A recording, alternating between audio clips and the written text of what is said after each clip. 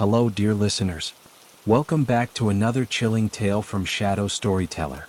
If you enjoy these bedtime stories that linger in your mind long after the lights go out, please take a moment to like, subscribe, and leave a comment below. Your support helps bring more unsettling truths to life. Now settle in, dim the lights, and let the shadows whisper tonight's story. On a crisp October evening in the year 2025, in the quiet town of Marlow, nestled deep within the pine-draped hills of northern Vermont, a woman named Eloane Voss stood before her bathroom mirror, brushing her teeth with the slow, methodical strokes of someone trying to outrun a thought. The air smelled faintly of cedarwood soap and the lingering dampness of an early autumn rain. Outside, the wind rustled through the skeletal branches of sugar maples, their leaves long since fallen, leaving only bare limbs that tapped against the window like impatient fingers. Eloane was 34 years old, though her eyes carried the weight of someone much older. She worked as a catalog archivist at the Marlow Historical Society, spending her days among brittle letters, sepia photographs, and the hushed silence of forgotten lives.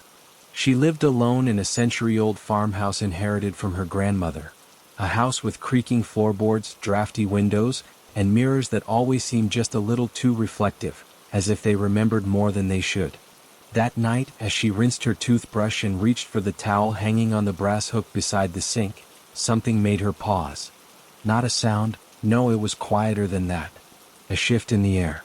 A stillness so complete it felt like the house had stopped breathing. She turned slowly toward the mirror above the porcelain sink, expecting to see her own tired face, the dark circles beneath her hazel eyes, the loose strands of chestnut hair escaping her bun, the faint scar along her jawline from a childhood fall. But the reflection staring back was not hers. The woman in the mirror wore the same flannel pajamas, the same messy bun, but her expression was wrong. Too serene. Too knowing. Her lips curved into a smile that didn't belong on Eloane's face, and her eyes, though the same shade of hazel, held a depth that felt ancient, almost predatory.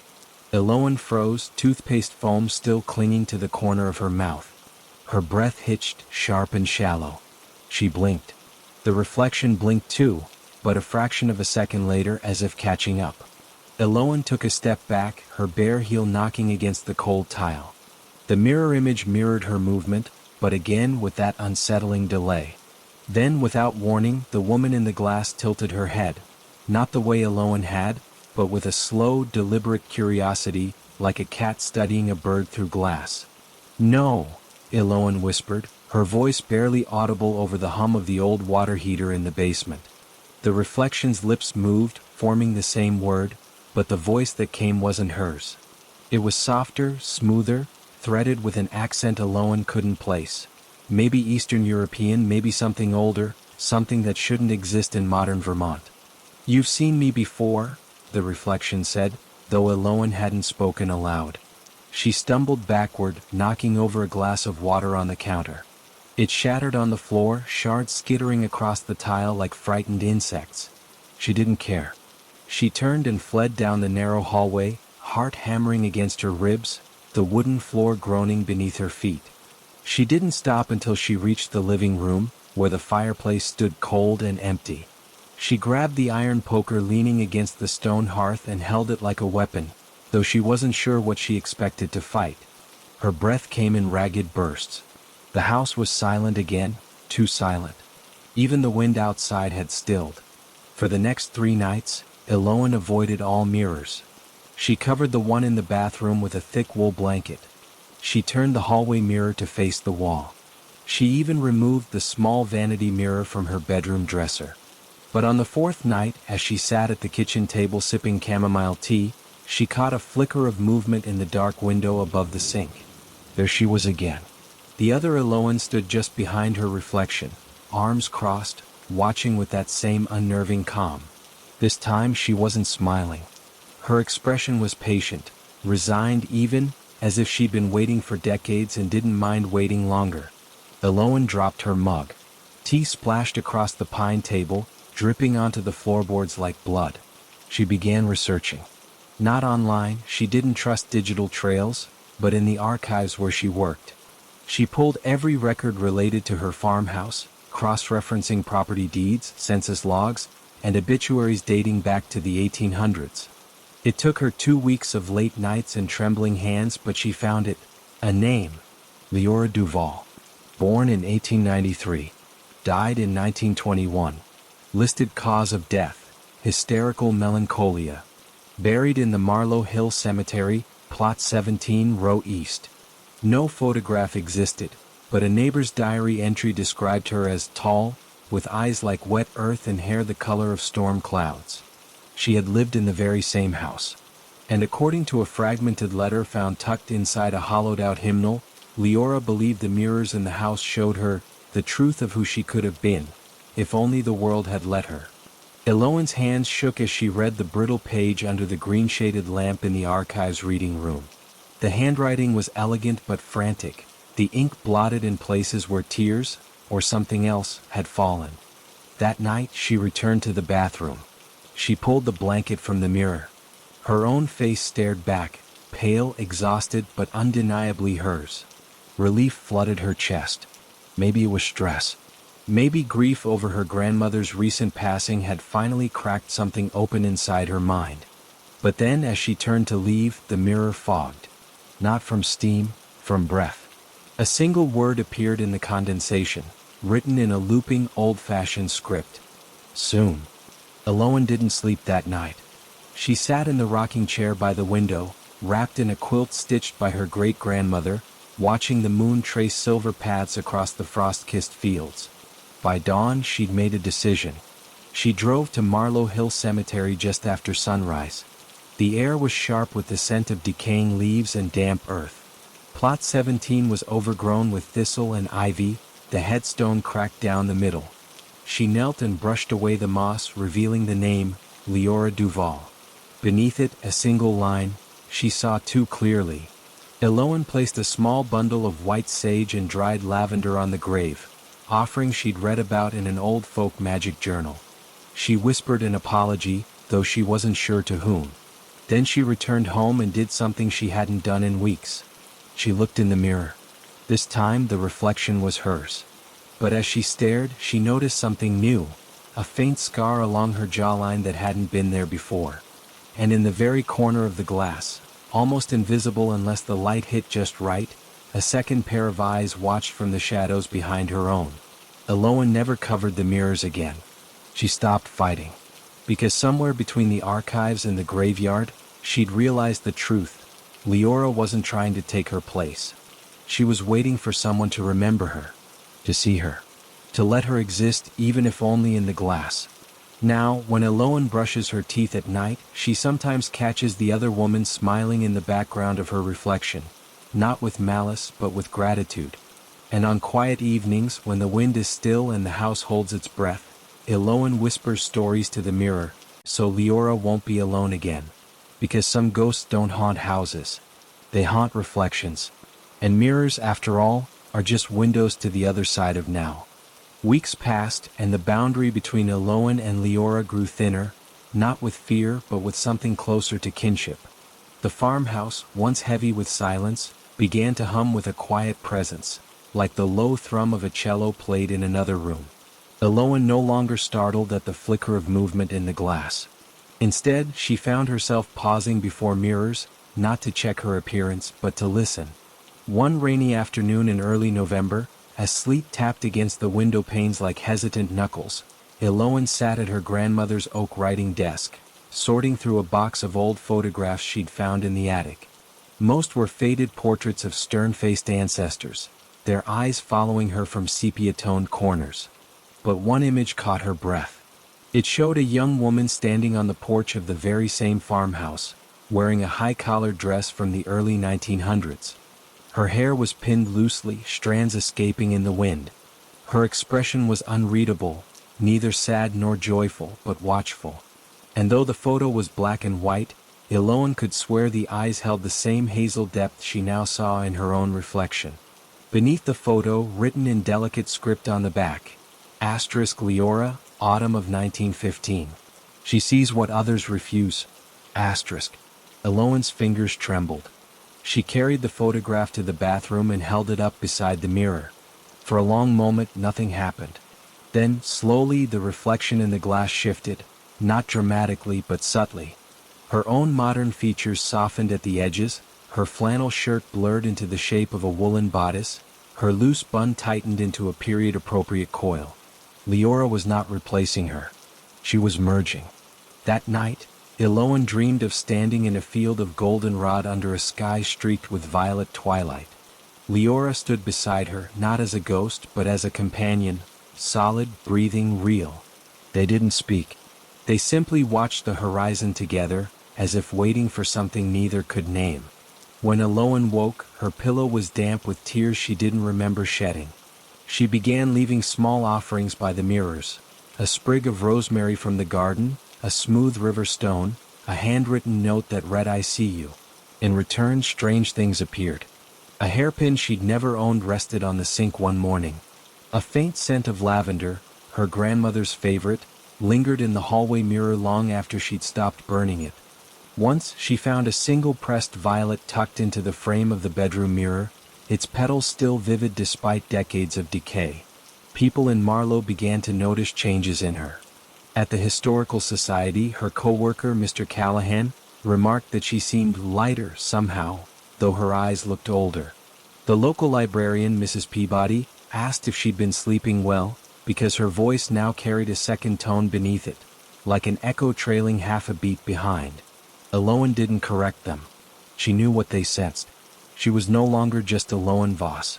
She was becoming a vessel, not possessed but shared. Then came the winter solstice. The longest night of the year fell on a Thursday. Snow blanketed the hills in thick silence, muffling even the sound of her own footsteps as she walked from the house to the woodshed. Inside, as she stacked kindling, she caught her reflection in the frost-rimmed window. But it wasn't her own face staring back.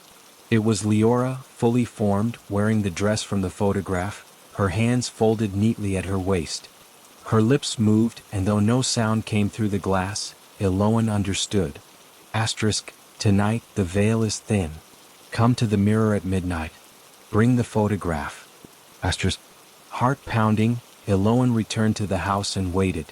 At precisely midnight, she stood before the bathroom mirror, the old photograph clutched in her hand. She lit 3 white candles and placed them on the sink, their flames casting long, dancing shadows across the walls. "Leora," she whispered. The glass rippled like water. Her reflection dissolved, replaced by the image of the farmhouse as it once was, porch freshly painted, smoke curling from the chimney, horses tethered at the fence. And there, in the doorway, stood Leora, holding out her hand. Eloan didn't hesitate. She stepped forward, and her fingers met not cold glass but warm air. For a moment she stood in 2 worlds at once. One foot in her own time, the other in 1915. She could smell wood smoke and baking bread. She could hear the distant clang of a blacksmith's hammer from the village below. And she could feel Leora's hand in hers, real, solid, trembling slightly with relief. "You've been alone so long," Eloan said, her voice thick. Leora nodded. "And you carry the weight of seeing. It is a lonely gift." They stood together in the threshold, neither past nor present, until the candles burned low. Then gently Leora released her hand. "Go back," she said. "But remember me. Speak my name. Let me live in your looking." Eloan stepped back, and the mirror was just a mirror again. But something had changed. From that night on, every time she passed a reflective surface, she saw not just herself, but traces of Leora woven into her features. The curve of her brow, the set of her shoulders, the way her eyes held the light. And sometimes, when she stood very still in the quiet hours before dawn, she could feel another heartbeat echoing beneath her own. She began writing Leora's story, not as a ghost tale but as a testament. She compiled letters, diary fragments, and oral histories from elderly townsfolk who remembered whispers of the Mirror Woman. She submitted the manuscript to a small press in Burlington, titling it "The Glass Between Us." When it was published the following spring, it sold modestly, but among those who read it, it left a deep impression. Readers wrote to Eloan, saying they'd begun noticing their own reflections acting strangely, smiling when they weren't, blinking out of sync, holding gazes a moment too long. Eloan never told them it was real. She simply replied, "Pay attention. Mirrors remember." Years later, long after the farmhouse had passed to a new caretaker, a quiet woman named Juniper who claimed she felt watched in the best way, visitors would come to Marlowe asking to see the famous mirror room. They'd stand before the antique glass in the upstairs hallway, hoping for a glimpse of something other. Most saw nothing. But sometimes, on still nights when the moon hung low and the wind held its breath, a second face would appear behind the visitor's reflection. Hazel-eyed, serene, wearing a smile that knew too much. And if the visitor whispered, "Leora," the mirror would fog with a single answering breath. Eloane, now in her late 40s, lives in a small cottage on the edge of town. She still works at the Historical Society, though she spends more time tending her garden than cataloging documents. Her hair is streaked with silver, and her hands bear the lines of time, but her eyes remain unchanged. Knowing, sure. She no longer fears mirrors. She greets them like old friends. And every autumn, on the anniversary of that first October night, she places a fresh violet on the mantel above the living room mirror. Not as an offering, but as a promise, because some souls are not meant to be forgotten. They are meant to be reflected, again and again, in the eyes of those brave enough to look back. And so the glass remains a threshold, not a prison, not a warning, but a bridge, built of memory, held by sight, and kept alive by those who dare to see beyond themselves. Years turned like pages in a well-worn book, and Eloane's life settled into a rhythm that felt both ordinary and sacred. She rose with the sun, brewed her tea in the same chipped porcelain cup her grandmother had used, and walked the half-mile to the Marlowe Historical Society with a satchel slung over her shoulder and frost still clinging to the hem of her coat. The townspeople no longer whispered about her strange habits. Instead, they greeted her with quiet nods and knowing smiles as if they, too, had learned to listen to the silence between heartbeats. The farmhouse, now under Juniper's care, became something of a local legend, not in the way haunted houses usually are, with tales of screams and slamming doors, but as a place of quiet reverence. Juniper, a former archivist from Portland with a fondness for tarot and herbalism, treated the mirrors with the same respect one might show an elder. She never covered them, never turned them away. And on certain nights, when the air grew still and the stars burned especially bright, she would sit before the largest mirror in the upstairs hallway and speak aloud, about her day, her dreams, her fears, just so Leora wouldn't feel forgotten. Eloane visited often, always bringing fresh-cut herbs or a jar of blackberry jam from her garden. During one such visit in the late summer of 2028, Juniper handed her a small, cloth-bound journal. "I found it tucked behind the baseboard in the bedroom," she said. It was wrapped in oilcloth, sealed with wax.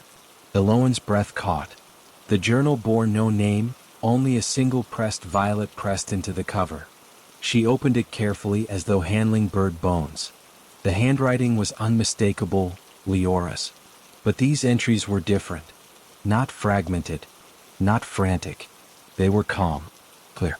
Written not in despair but in hope. "If you are reading this," the first entry began asterisk, "then someone has seen me, truly seen me. Not as a specter, not as a warning, but as a woman who lived, loved, and longed. That is enough. More than enough." Asterisk. Page after page revealed Leora's inner world. Her love for botany, her secret correspondence with a female botanist in Boston, her sketches of native plants, her quiet rebellion against the expectations of her time. She wrote of watching her reflection not out of vanity, but because it was the only place she felt free to be herself. "In the glass," she wrote, "I am not daughter, not spinster, not madwoman. I am simply Leora." Eloane wept that night on Juniper's porch, the journal cradled in her lap, fireflies blinking in the tall grass like distant stars returning her gaze. She knew then what she had to do. With Juniper's help, she organized a small exhibit at the Historical Society titled asterisk, "Scene, the Life and Reflections of Leora Duval." Asterisk. It featured the journal, the photograph, pressed flowers from Leora's sketches, and a replica of the mirror from the farmhouse, its surface polished to a soft gleam. Visitors came from neighboring towns, drawn not by sensationalism, but by curiosity about a woman history had nearly erased. Among them was a young graduate student named Theo from the University of Vermont, researching gender and memory in rural New England. He spent 3 days in Marlow, poring over every document, speaking with Eloane for hours on the library steps. On his last evening, he asked her a question that lingered long after he'd left. "Do you think she chose you? Or did you choose her?" Eloane looked toward the hills, where the last light of dusk painted the sky in rose and ash. "Maybe it doesn't matter," she said softly. "Maybe seeing and being seen are the same thing." That winter, a letter arrived from Theo. He'd included a photograph he'd uncovered in a digitized archive, a group portrait of women from the Marlow Temperance Union, dated 1918. In the back row, partially obscured by a hat, stood Leora. But what stunned Eloane was the woman beside her. Unmistakably her own great-grandmother, Eleanor Voss, then just a girl of 17. Their hands were not touching, but their shoulders leaned toward one another in a way that spoke of quiet alliance. So the connection ran deeper than a shared house. It ran through blood. Eloane traced the faces with her fingertips, feeling the weight of generations pressing gently against her skin. No wonder Leora had waited for her. No wonder the mirror had shown her that first night. It wasn't coincidence. It was continuity. She began visiting the cemetery more often, not just Leora's grave but Eleanor's as well. She brought wildflowers in spring, pine boughs in winter, and on Eleanor's birthday, a slice of apple cake, the recipe handwritten in her grandmother's cookbook. She spoke to them both not as ghosts but as ancestors, as friends. One blustery afternoon in March, as she knelt by Leora's headstone, brushing away a layer of melting snow, she noticed something new carved into the stone, something that hadn't been there before. Beneath the original inscription, faint but clear, were 2 words. Asterisk, thank you. Asterisk. She didn't know who had done it. Juniper swore it wasn't her. The cemetery caretaker claimed no one had requested any additions. But Eloane knew. The mirror had spoken, not in fog or flicker, but in permanence.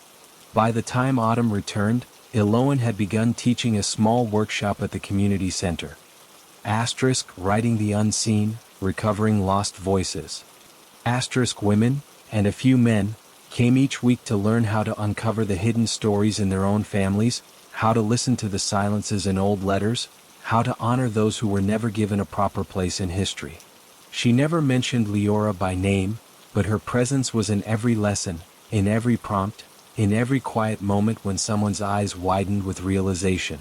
Sometimes, Eloane would say, the people we're meant to remember aren't in the front of the photograph. They're in the reflection behind it.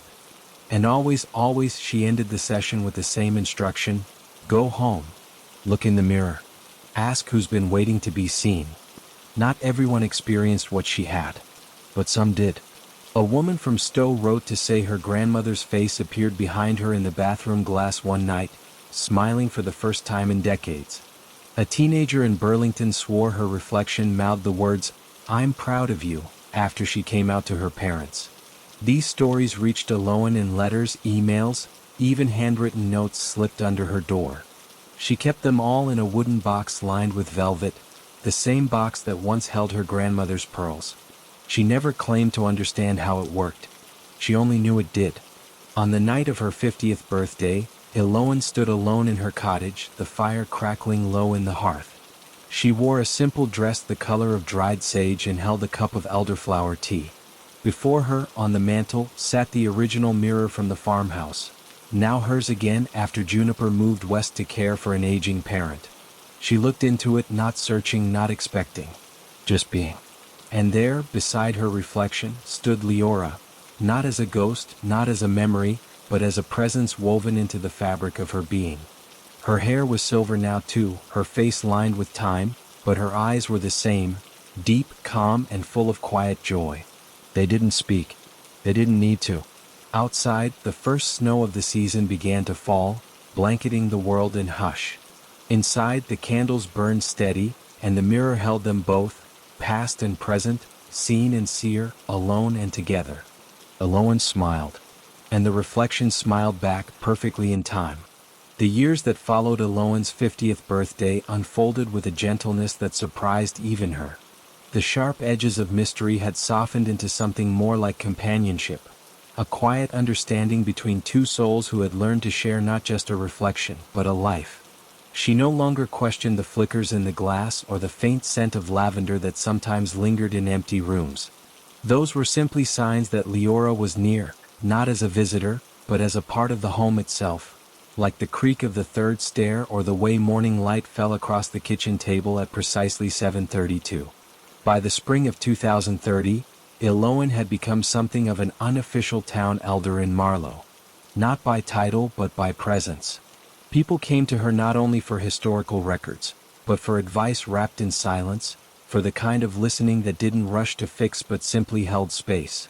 She never claimed wisdom. She only said she'd learned to pay attention, to mirrors, to memories, to the spaces between words. It was during this time that a letter arrived from a woman in Montreal. Her name was Genevieve Moreau, and she wrote in careful, elegant English that carried the rhythm of French beneath it.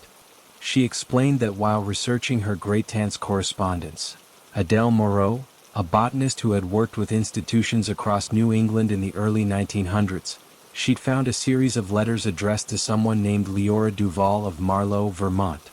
The letters spoke of shared plant specimens, of secret meetings at botanical conferences, of dreams deferred but never abandoned. One line, underlined twice, read, *, "You are the truest mirror I have ever known."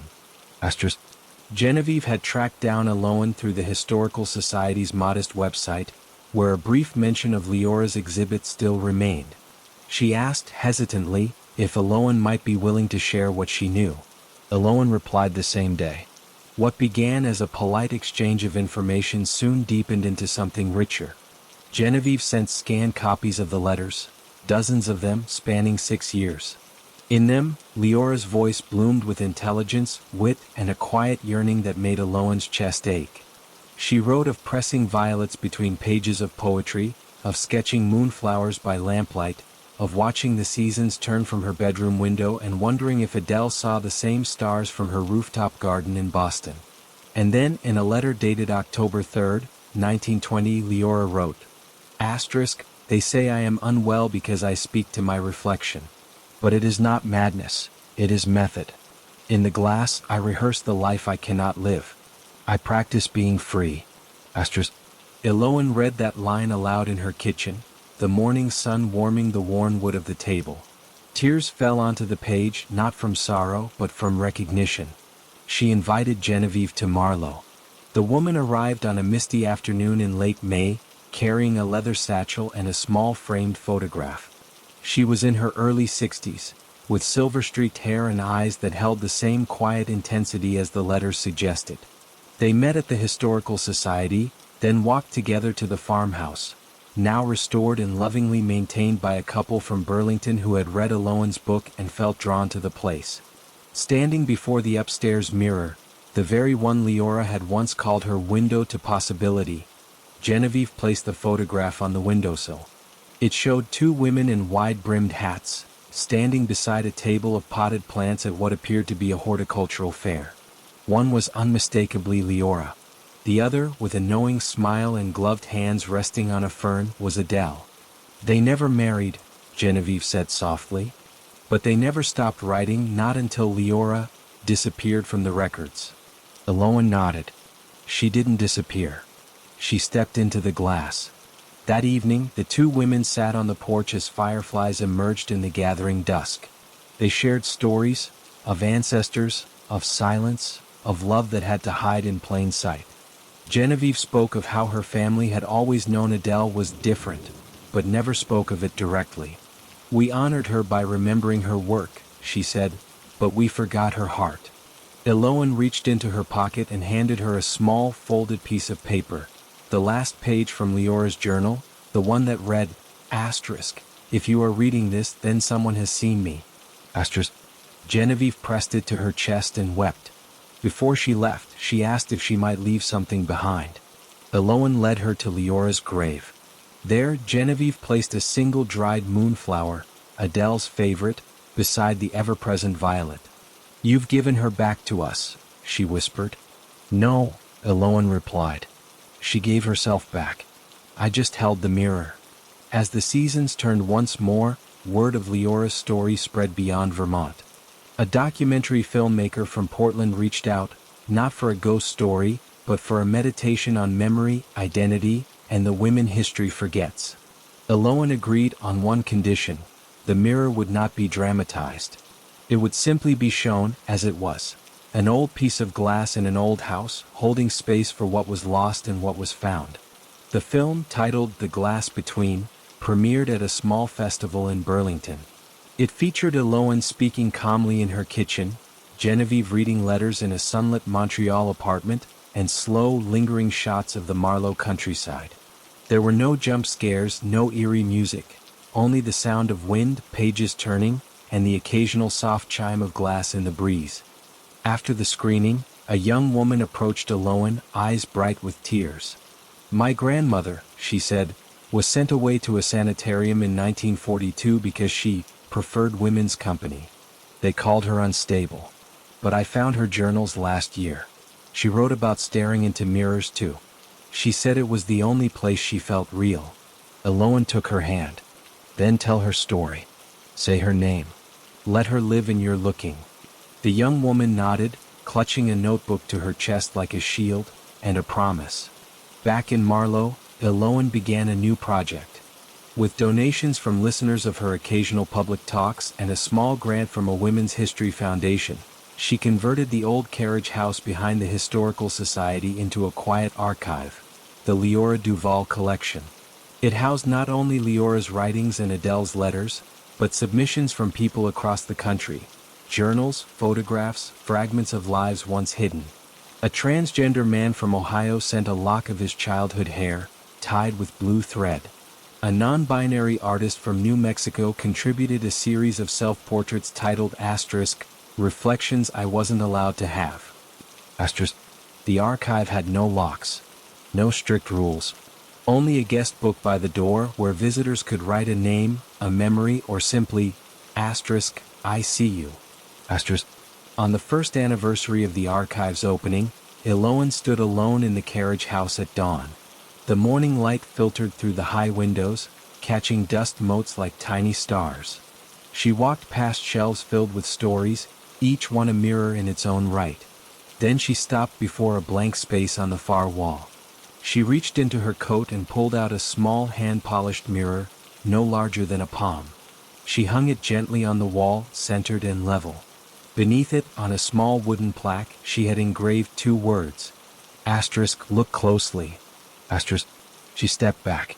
For a long moment, nothing happened. Then, slowly, the surface of the mirror shimmered, not with distortion, but with clarity. Dozens of faces appeared, not overlapping, not haunting, but simply present. Leora, Adele, Eleanor, Genevieve's grandmother, the young woman from Ohio. Countless others, known and unknown, their eyes meeting hers with quiet gratitude. They weren't trapped. They were remembered. And in that act of remembrance, they were free. Eloan turned and walked out into the morning, the door clicking softly behind her. Outside, the world was waking. Birds calling, leaves rustling, the distant hum of a neighbor's truck starting down the road. She breathed deeply, feeling the weight of all those lives not as a burden, but as a chorus. Somewhere, in 1,000 mirrors across the country, someone was looking, and finally being seen. And that, she thought, was the truest kind of magic. Time, as it always does, kept moving, though in Marlowe, it seemed to flow with a gentler current, as if the town itself had learned to breathe more slowly. By the early months of 2032, Eloan's hair had turned fully silver, not in streaks but in a soft cascade that caught the light like morning frost. She walked with a slight stoop now, not from age alone, but from the quiet weight of all she carried. Stories, names, glances from mirrors that still held more than her own reflection. The Leora Duval collection had grown beyond the carriage house. Letters arrived weekly, sometimes daily, from people across continents. A retired schoolteacher in Dublin sent pressed forget-me-nots alongside a confession that she'd spent 60 years loving a woman she could never marry. A teenager in Seoul mailed a sketchbook filled with self-portraits drawn only after midnight, when the house was quiet and the bathroom mirror felt safest. Each item was catalogued, honored, and placed gently among the others. not as exhibits but as offerings to a shared truth, that to be seen is to be saved. Eloan no longer gave formal talks. Instead, she hosted mirror evenings once a month in the garden behind her cottage. On those nights, a small group would gather, never more than 8, around a fire pit lined with river stones. There were no lectures, no agendas. Only tea, silence, and a single antique mirror propped on an easel at the center of the circle. Guests were invited to sit with it, to speak if they wished, or simply to look. Some wept. Some laughed. Others sat for an hour without moving, as if finally meeting a part of themselves they'd long ignored. One such evening, in the hush of late September, a man named Elias arrived. He was in his 70s, with hands rough from decades of carpentry and eyes that held the kind of sorrow that doesn't shout, but settles deep. He said little during the gathering, only nodding when others spoke. But when it was his turn, he walked slowly to the mirror, touched its frame with trembling fingers, and whispered a single name, Marin. No one asked who she was. They didn't need to. Afterward, as the group dispersed under a sky thick with stars, Elias lingered. "She was my sister," he finally said, voice low. "Born in 1949. Died in 1963. They called it accidental drowning. But I knew. She couldn't live in a world that wouldn't let her be herself." He paused, staring into the embers. "She used to talk to her reflection like it was her only friend. I thought she was lonely. Now I think she was practicing." Eloan placed a hand on his shoulder. "Would you like to leave something for her?" He nodded. The next day he returned with a small wooden box carved with lilies, Marin's favorite flower. Inside was a lock of dark hair tied with blue ribbon, a diary wrapped in oilskin, and a photograph of a girl standing by a lake, wearing a dress too big for her frame but a smile too bright to be false. That diary became one of the most visited items in the collection. Not because it was dramatic, but because it was ordinary, filled with dreams of travel, sketches of birds, and one repeated line on nearly every page. Asterisk, "Someday someone will see me as I am." Asterisk. As winter approached, Eloan began to feel a change, not in her body, though that too was aging, but in the air around her. The mirrors in her home grew warmer to the touch. The scent of lavender returned, stronger than ever. And in the quiet hours before dawn, she often woke to the sound of soft humming, a tune she didn't recognize but that felt like home. One morning she found a new entry in Leora's journal. She hadn't opened it in months, yet there, on a fresh page written in the same looping script, were these words. Asterisk, "The bridge is nearly complete. You have done what I could not. Now it is time to pass the glass." Asterisk. Eloan's breath caught. She knew what it meant. Not an ending, but a passing of the torch. She began preparing quietly. She updated the archive's digital catalog, ensuring every name, every story, was preserved with care. She trained a young volunteer named Rowan, a soft-spoken non-binary student from the community college, to manage the collection. Rowan had come to Marlowe searching for their own family history and stayed after finding a letter from a great-uncle who'd written, asterisk, "I wear my brother's clothes when no one is looking. In the mirror I am whole." Asterisk. "You don't have to carry it all," Eloan told Rowan one afternoon as they sorted new donations. "Just hold the space. That's enough." Rowan nodded, eyes glistening. "But what if I'm not strong enough?" Eloan smiled. "You don't need strength. You need attention.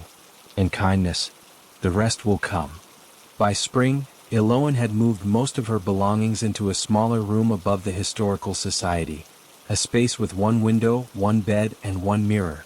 She left the farmhouse behind, not out of fear but as an act of trust. The new caretakers, a couple who had lost their daughter to silence years ago, promised to keep the mirrors uncovered, the violets blooming, the stories alive.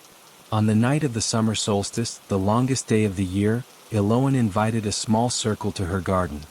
Juniper, now back from the west coast, Genevieve, who flew in from Montreal, Rowan, Elias, and a few others whose lives had brushed against the glass in meaningful ways.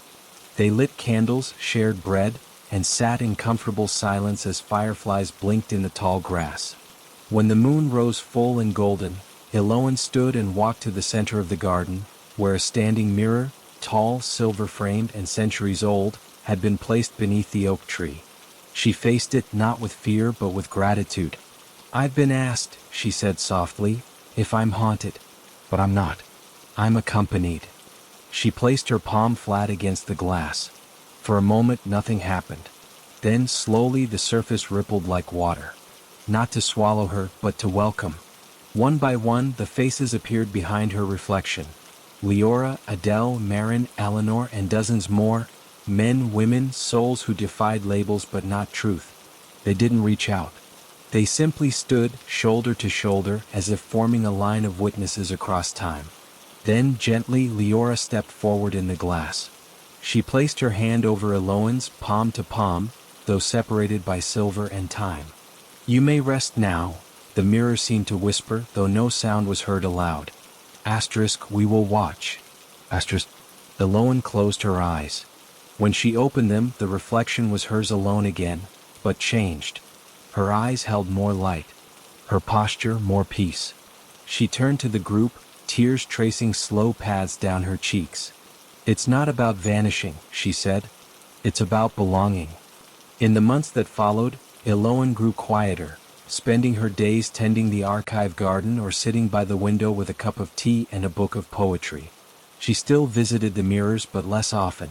She no longer needed to look to know she was seen. And then, on a crisp October morning, the same kind of morning as that first encounter years ago, Eloan did not wake. They found her in her bed, hands folded over her chest, a single dried violet resting between her fingers. On the nightstand, the mirror reflected only sunlight and dust motes dancing in the air. But those who knew better understood. She hadn't left. She had simply stepped through. At her memorial, held in the garden she loved, Rowan read aloud from Leora's journal. "To be remembered is to live twice." Afterward, each guest was given a small hand mirror, etched with a single word on the back. "C." Back at the farmhouse, Juniper placed Eloan's favorite shawl over the back of the rocking chair by the window. That night, as she passed the hallway mirror, she paused.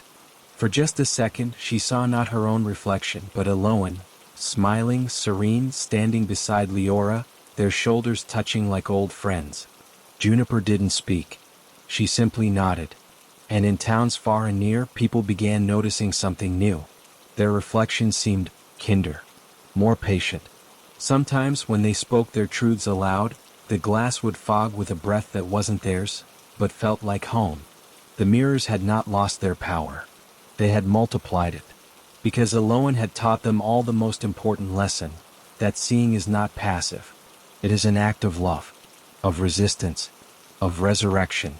And so, in bedrooms, bathrooms, train windows, and quiet corners of the world, people look, not to check their hair or smooth their clothes, but to say silently to all who wait in the glass, "I see you. I remember you. You are not alone." And somewhere, in the space between reflection and reality, the chorus answers, not in words but in light. Years passed as they always do, folding one season into the next like pages in a well-loved book. Yet in Marlowe, time no longer felt linear. It pooled in quiet corners, lingered in the steam rising from a teacup, echoed in the soft tap of rain against old glass. Eloan was gone, but her absence was not empty. It was filled, with presence, with purpose, with the quiet hum of a legacy that refused to fade. Rowan now tended the Leora Duval collection with a reverence that bordered on devotion. They had moved into the small apartment above the archive, where the morning light fell in golden stripes across shelves lined with letters, photographs, and fragments of lives once hidden. Every item was treated not as a relic, but as a living voice. Visitors still came, some seeking ancestors, others seeking themselves, and Rowan greeted each with the same gentle question Eloan had once asked, "Who are you hoping to see?" The mirror evenings continued, though they evolved. Sometimes they were held indoors during winter storms, the fire crackling while guests sat in silence before the silver-framed glass. Other times they spilled into the garden, where Rowan had planted a circle of violets and moonflowers, Leora's and Adele's blooms entwined at the roots. People brought tokens, a child's drawing of their non-binary parent, a wedding ring never worn, a poem written in a language no one in the family spoke anymore. Each was placed on the low stone altar beside the mirror, then later added to the archive with care. One spring afternoon, a package arrived from Oslo. It contained a small wooden box lined with velvet, and inside a single glass eye, hand-blown, deep hazel, startlingly lifelike. A note accompanied it, written in careful English. Asterisk, my great-grandmother, Ingrid, lost her eye in a factory accident in 1922. She said the mirror was the only place where she still felt whole. Please let her be seen. Asterisk. Rowan placed the glass eye in a display case beside Marin's diary and Adele's pressed fern. Within weeks, visitors began leaving small offerings at its base. Tiny flowers, polished stones, even a child's drawing of a woman with one eye closed and the other wide open, winking at the world. The archive had become more than a collection. It had become a sanctuary. Meanwhile, the farmhouse on the hill remained a place of quiet pilgrimage. The current caretakers, Mira and Theo, a couple who had lost their son to silence and shame, kept Alohan's promise alive. They never covered the mirrors. They spoke to them in the mornings as one might greet a neighbor.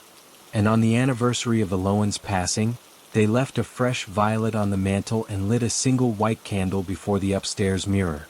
That night, without fail, the glass would fog, not with random condensation, but with a single word written in elegant script.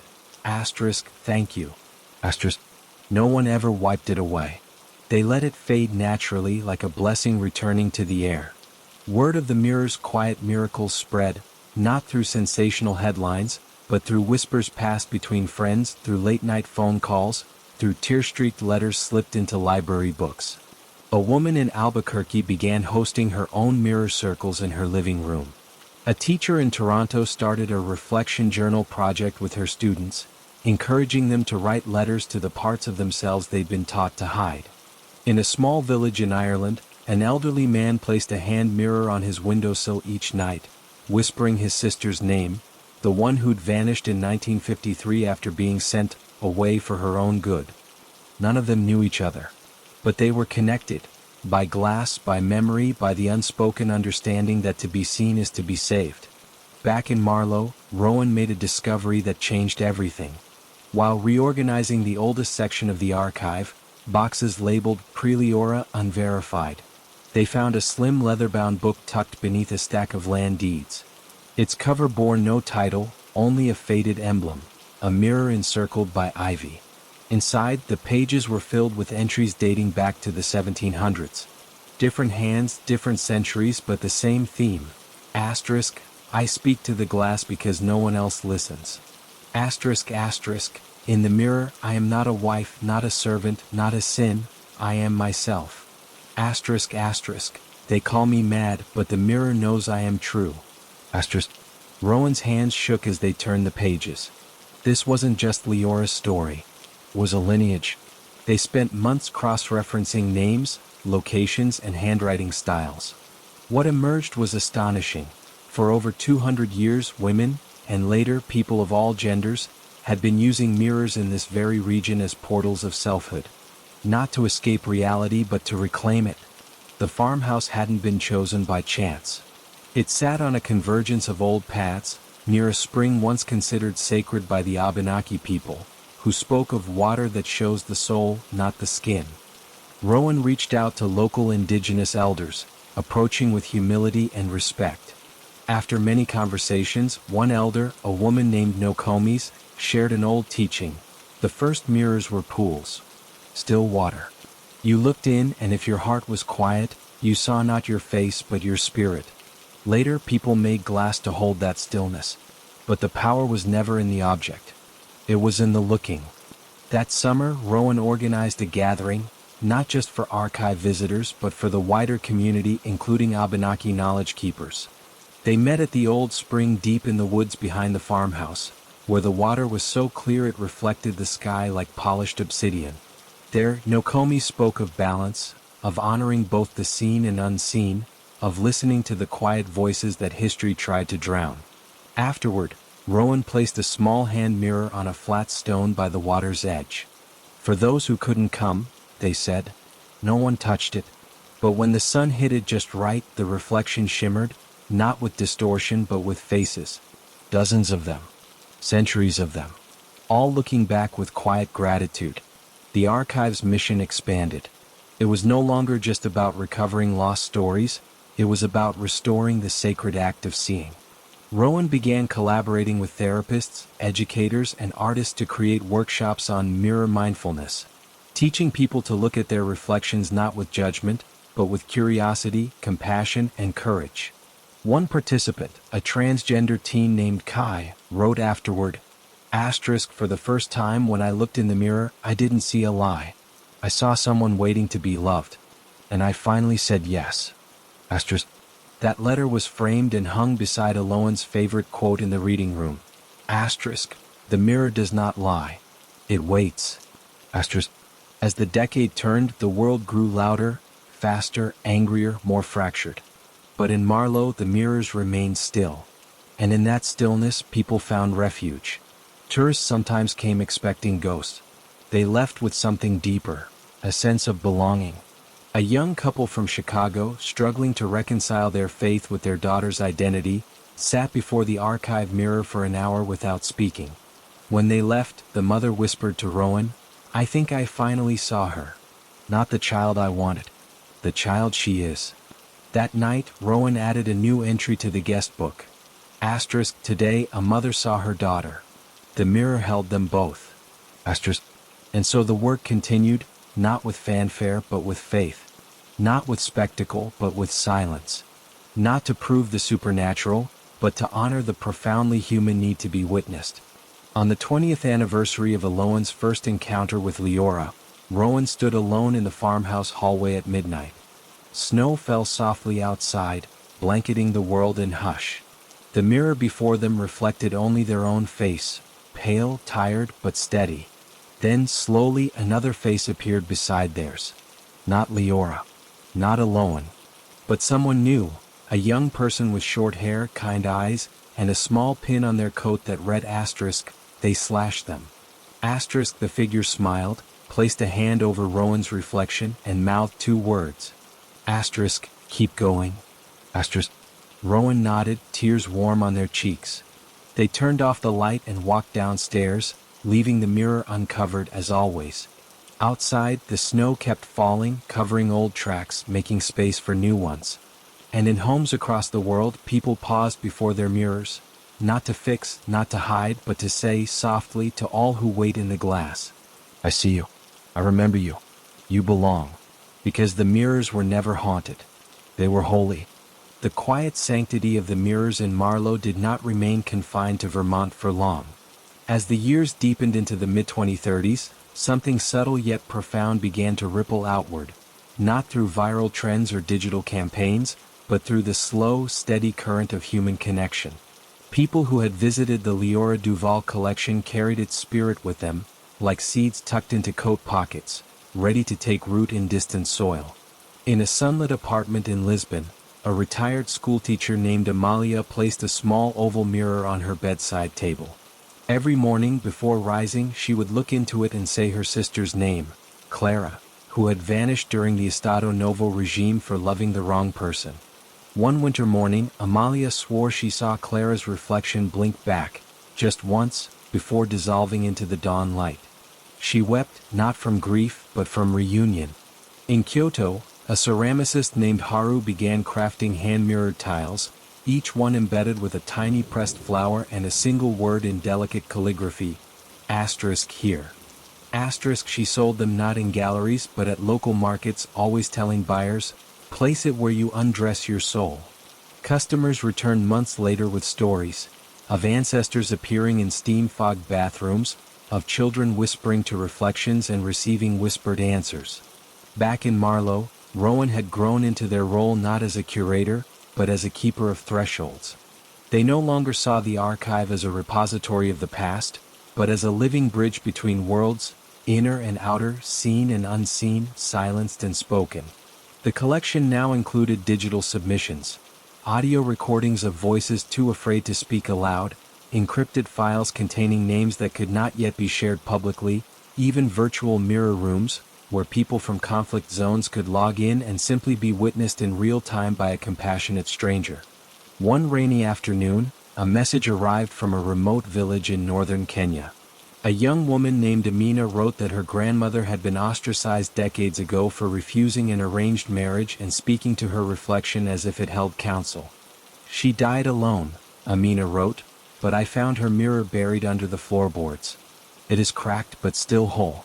Can it belong with yours?" Rowan replied immediately, "Send it. Every mirror that has held a truth belongs here." When the package arrived, wrapped in cloth tied with red thread, the entire town seemed to hold its breath. The mirror was small, its wooden frame carved with acacia leaves, the glass clouded with age but still reflective. Rowan placed it in the center of the archive's main room, on a pedestal lined with velvet the color of twilight. That night as Rowan locked up, they glanced back and froze. In the Kenyan mirror, a woman stood tall, wrapped in a kanga cloth, her eyes sharp with intelligence and sorrow. She raised a hand, not in greeting but in acknowledgement. Then she turned as if making space, and behind her appeared others. A man from Mumbai who'd lived as a woman in secret, a two-spirit elder from the Navajo Nation, a seamstress from Buenos Aires who stitched coded messages into wedding dresses for lovers who could never marry. The mirrors were speaking to one another. Not in words but in presence. Rowan began arranging the mirrors in the archive not by date or origin, but by resonance, placing those that called to each other side by side. The Leora mirror now stood beside the Kenyan one. Marin's small hand mirror leaned gently against a circular brass disc from Istanbul, once owned by a poet exiled for writing love letters to another woman. The effect was uncanny. When viewed together, the reflections seemed to blend, creating a mosaic of faces that shifted with the light, as if time itself had softened its edges. Scholars came not to debunk but to witness. A neuroscientist from Montreal spent a week studying the phenomenon, concluding not with data, but with awe. The brain doesn't distinguish between memory and presence when the heart is open. These mirrors aren't haunted. They're activated by empathy. But the most profound changes happened in ordinary lives. A boy in rural Alabama, bullied for his gentle voice and love of ballet, received one of Haru's mirrored tiles from an anonymous donor. He hung it inside his closet door. One night, after a particularly cruel day, he opened the door, and saw not his own tear-streaked face, but a version of himself standing tall in a dancer's pose, eyes bright with pride. He didn't tell anyone. He didn't need to. He began practicing in front of the mirror every night, and slowly the boy in the reflection became the boy in the world. In a nursing home outside Seattle, an elderly man named Walter, who hadn't spoken in months since his wife's passing, was given a small mirror by his granddaughter. She placed it on his tray table each morning. One day the staff found him whispering to it, his hand resting on the glass. When they asked who he was talking to, he smiled faintly and said, "Eleanor. She's been waiting." They didn't correct him. They brought him fresh flowers and left the mirror uncovered. Cast softly, "If they're really there, or if we just need them to be?" Rowan smiled, gazing at the farmhouse on the hill, its windows glowing amber in the twilight. Does it matter? Need is a kind of truth. And truth, when held with love, becomes real. May nodded, sipping her cider.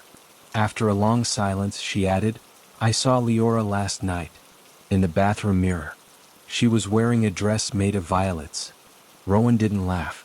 They simply said, "What did she say?" She didn't speak. She just held out her hand. Like she was inviting me somewhere. "Then go," Rowan said gently. "Not all doors are made of wood." That night, May stood before the upstairs mirror in the farmhouse, the one Leora had once called her window. She took a deep breath, placed her palm on the cool glass and whispered, "I'm ready." The surface didn't ripple. It didn't fog. It simply opened.